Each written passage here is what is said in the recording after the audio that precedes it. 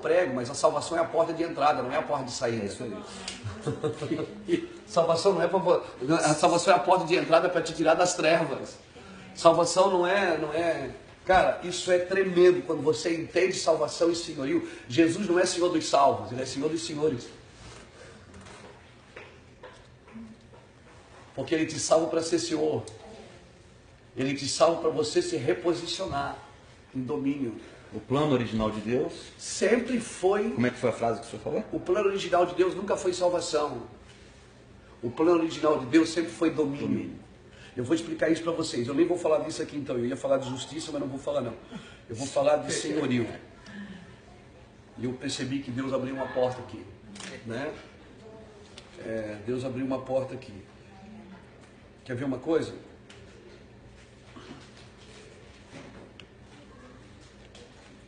Jesus veio o quê? Para resgatar o que se havia perdido. A ideia original de Deus qual era? Dominar sobre todas as coisas. Aí ao contrário, o homem pegou o domínio e domina sobre pessoas. Pessoas você não domina, você conduz. Você domina sobre coisas. Você lembra um homem que Jesus curou, que cuspiu nos olhos dele e disse: o que é que tu vês? Ele disse: eu vejo os homens como árvores. Ele disse: não, tá bom não, vem cá. Porque se você vê pessoas como coisas, você vai tratá-las como coisas. E coisas você domina, pessoas você conduz. Então toda agora escuta isso. Escuta isso. Cara, diante de Deus, Deus está levantando uma geração que entendeu o que é servir. O primeiro homem a dominar outro homem na terra foi um homem chamado Nimrod. Foi o cara que criou a Babilônia. Ele foi o primeiro mercador de escravos que o mundo conheceu. Nimrod foi o primeiro homem que algemou um homem e vendeu ele como escravo. Por isso que todo lugar que homens dominam sobre homens, o princípio é babilônico, não é celestial. É verdade. Porque o céu não é eu mando e você obedece, o céu é façamos nós. Até na criação o homem participou. Deus chamou Adão para participar da criação, porque Adão que colocou o nome no que Deus criou. Adão participou. Por isso que Salmo 8, verso 4 diz assim, ó, que um pouco menor do que Deus ele nos fez, de glória e honra nos coroou, nos deu domínio. Oh, Jesus. Nos deu domínio sobre todas as obras das suas mãos e colocou tudo debaixo dos nossos pés. Então, se Deus me deu domínio sobre as obras das suas mãos, então Ele me deu domínio sobre os homens. O homem não é obra da mão de Deus, é obra do coração de Deus. Porque Efésios 1,4, a Bíblia diz que Deus o elegeu nele, antes da fundação do mundo. Deus formou o homem do pó da terra, mas não criou o homem do pó da terra. Deus criou o homem nele. O céu não é seu destino, é sua origem. Pegou? Amém. O céu é sua origem. Aleluia. Deus te elegeu nele. Quando Deus criou uma árvore, o que é que Ele disse para a árvore?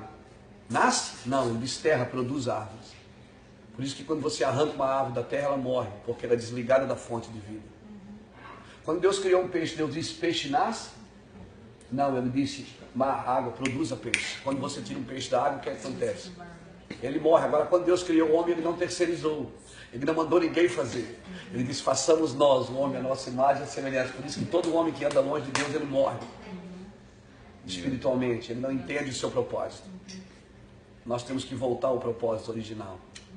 Por isso, quando Jesus fala de divórcio, o pessoal fala assim, ó, mas Moisés deu carta de divórcio. Aí Jesus diz o quê? Deu carta de divórcio por causa da dureza dos vossos corações. Mas no princípio não era assim. Meu Deus. Porque no princípio o que era? Era um homem e uma mulher. Então nós temos que voltar ao princípio para fazer a coisa certa. Amém. O princípio era um homem e uma mulher. Por que Deus tem que criar regras? Regra é a quebra do princípio. Por que Deus teve que escrever não matarás? Porque Caim matou Abel. Se ninguém matasse ninguém, não precisava de uma regra. A regra é a quebra do princípio. A lei é a quebra do princípio. Agora nós achamos o quê? Que a graça veio depois da lei. A graça veio antes. A lei veio para quem não entendeu a graça. Porque quem é que O que é que eles fizeram para sair do Egito? Nada.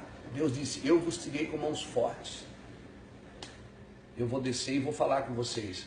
Quando Deus desceu, eles saíram correndo e disseram, fala tu, Moisés, e ouviremos, mas não fale Deus para que não honramos. Até hoje, as pessoas preferem alguém que fale em nome de Deus. Meu Deus. Quando Deus quer falar com ela.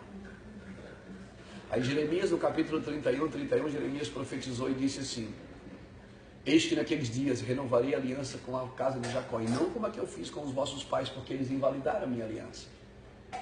Mas eu colocarei a minha lei no vosso interior, e ninguém mais ensinará o seu próximo, porque todos me conhecerão, desde o maior até o menor. Amém.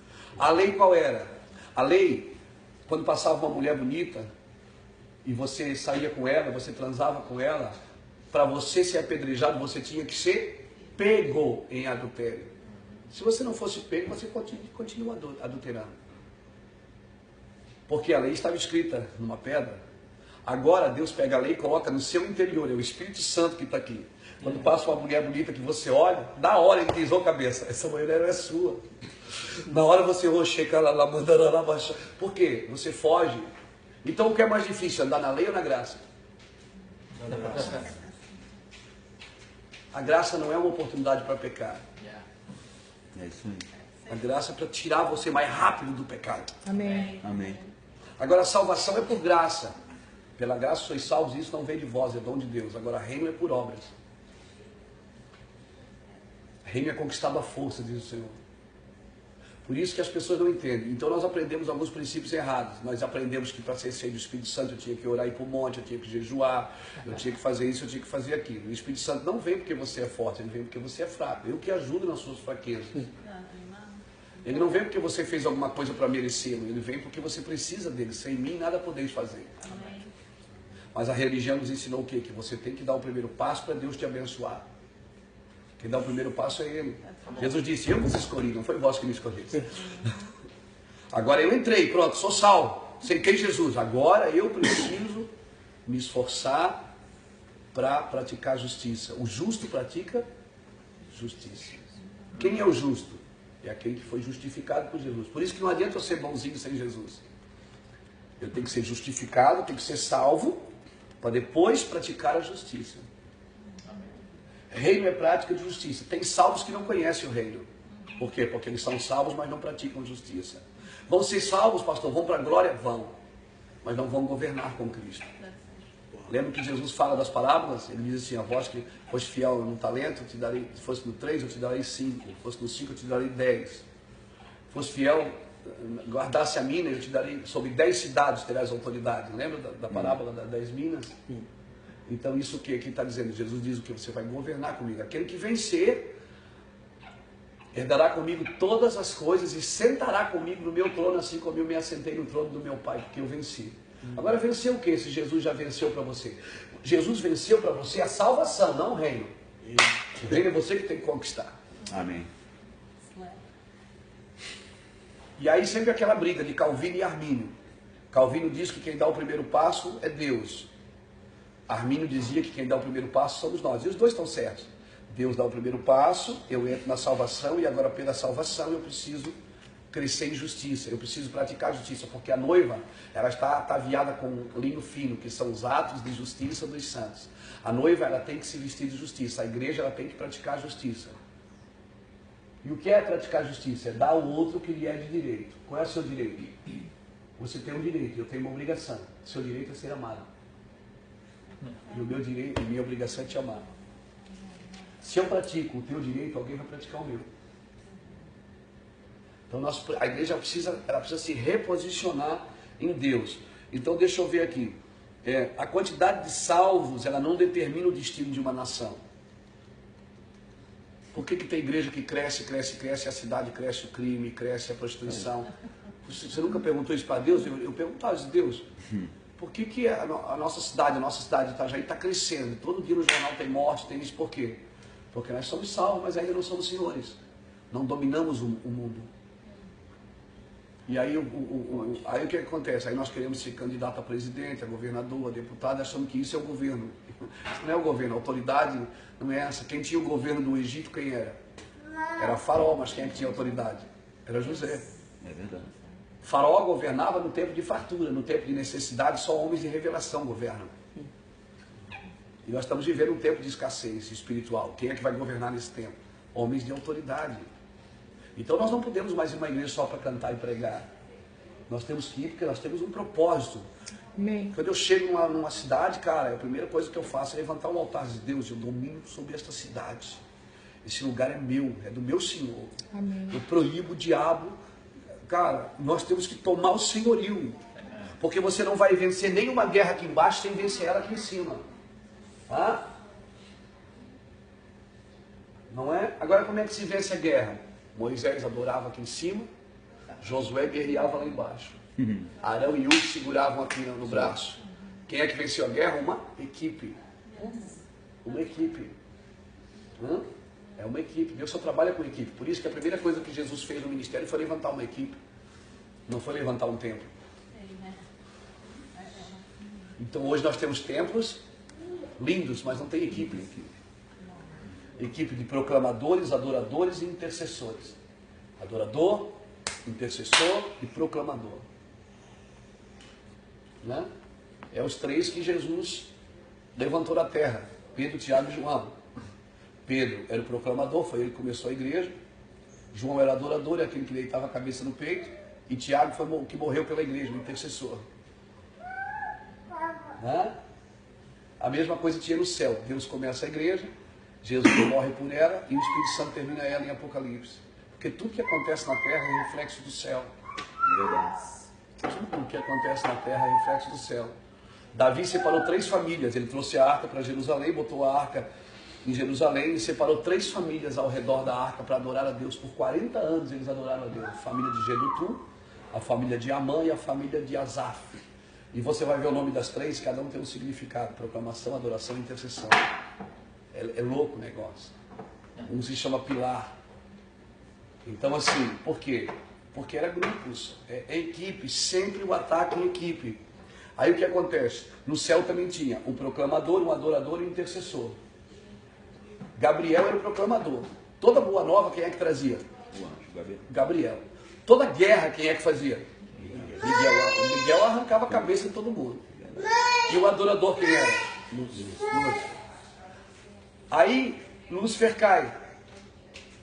Por que você acha que Deus procura adoradores que o adorem em espírito de verdade? Porque a equipe não está completa. Se você levanta o altar de adoração, você atrai a proclamação e a intercessão. Então, nosso trabalho é levantar altares de adoração. Porque daí eu tenho autoridade. Se eu adoro, eu tenho autoridade de dizer para os anjos de guerra, vamos avançar, e dizer para os proclamadores, e profetizar e liberar a palavra de bênção. Entendeu? Mas esses caras, o que acontece hoje? A nossa igreja, né, vocês sabem, vocês estão nos púlpitos, nós também. O que acontece? Tem mais exibição do que adoração. Não se constrói nada fora do púlpito. Fora do púlpito não se tem aquela vida. Poucos homens, poucas mulheres têm a vida com Deus fora do púlpito. De construir um altar de adoração, de buscar a Deus. Por quê? Porque no altar, no púlpito, o que eu vou falar agora é forte, hein? É forte para mim, Deus falou isso para mim. No púlpito nós ganhamos oferta. Mas no altar nós somos a oferta. Meu Deus. No altar ninguém tira foto com a gente, ninguém compra o nosso CD, ninguém quer bater palmas, ninguém no altar, não tem nem oferta, nós somos a oferta ali, como sacrifício vivo, santo e agradável a Deus, que é o vosso culto racional, ou seja, eu vou fazer isso porque eu estou entendendo o que eu tenho que fazer.